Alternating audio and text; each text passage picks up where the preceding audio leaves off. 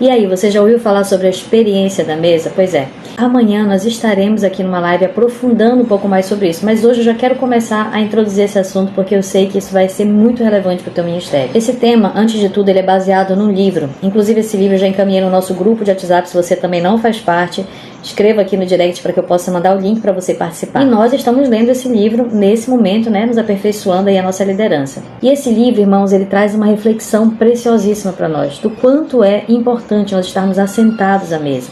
Mas não é só de forma literal sentados, mas o peso espiritual que isso traz na nossa vida, não somente para a nossa vida familiar, porque o livro trata muito também da parte familiar, né, de sentar à mesa, de conviver, de compartilhar as coisas, mas também traz essa reflexão sobre a liderança. Por exemplo, eu creio que você concorda comigo que nos nossos dias tem faltado muito profundidade. Quando nós falamos de pastoreio ou de liderança, nós vamos perceber que muitas pessoas têm uma visão errada a respeito do que seria pastorear ou liderar.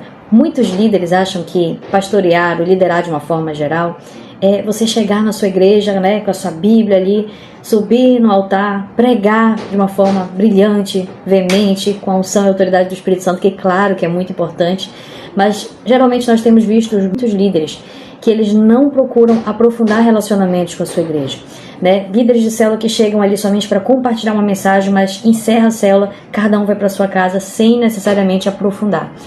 E a experiência da mesa, ela fala exatamente da necessidade, da importância para o avanço do reino de Deus de nós aprofundarmos os nossos relacionamentos. Por exemplo, pastor tem cheiro de ovelha. Isso significa que o pastor, o ideal é que você conviva no meio das suas ovelhas, que você sente junto, que você converse, que você dialogue muito além do púlpito.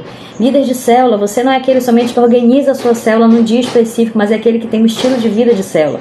Você caminha com seus liderados, você vive, você tem cheiro das suas ovelhas. Para nós encerrarmos, deixando esse gostinho de quero mais, existe uma frase muito interessante. Confesso que eu não vou lembrar o escritor, mas eu aprendi na escola bíblica da minha igreja há muitos anos atrás. Ele dizia que ele passa 90% do seu tempo com 10% da sua igreja e 10% do seu tempo com 90% da sua igreja. Ou seja, irmãos, ele está nos dando aqui o segredo do seu crescimento, da sua liderança, que é investir em relacionamentos mais profundos com poucas pessoas. Quem são essas poucas pessoas? Primeiro, nós precisamos entender que não tem como abraçar o mundo todo.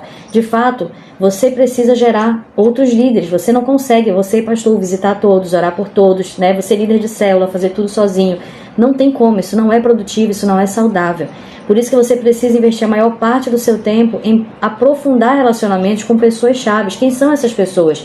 Seus líderes em treinamento, seus discípulos, pessoas mais chegadas, pessoas nas quais você vai desenvolver a sua liderança. Eu creio, irmãos, que basicamente isso daqui é uma estratégia de ouro, porque é a estratégia que o próprio Jesus utilizou quando ele forjou os seus 12 discípulos para que hoje o evangelho pudesse ter chegado a todos nós. E é isso exatamente que nós precisamos fazer. E infelizmente, muitos líderes estão perdidos nisso.